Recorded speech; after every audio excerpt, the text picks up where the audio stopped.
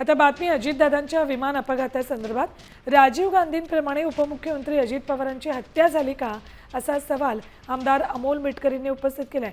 Captain Sumit Kapoor suicide bomber होता का असंही त्यांनी म्हटलंय।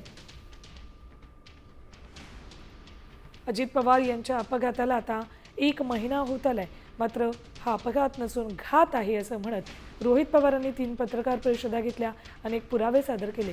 तर आता अमोल मिटकरींनीही ट्विट केलं। PSR कंपनीचा तो पायलट, त्याचा 50 कोटीचा विमा काढला गेला, तो सुसाईड बॉम्बर म्हणून आला होता। राजीव गांधीच्या वेळेस लिट्टीची सुसाईड बॉम्बर म्हणून आली नव्हती का? ते एका सभेला चालले होते, त्यांना सांगितलं जवळच्या लोकांनी की राजीवजी जाऊ नका, आता खूप वेळ झाला। ते म्हणले नाही, लोक वाट पाहत असतील, आपण गेलो पाहिजे। एक महिला येते, त्यांना हार घालते, पाया लागते, तिथं बॉम्ब फुटतो आणि धडाधड धडाधड छातीच्या चिंधळ्या होऊन जातात। तसा हा सुसाईड बॉम्बर नसेल, कुठं आहे कपूर?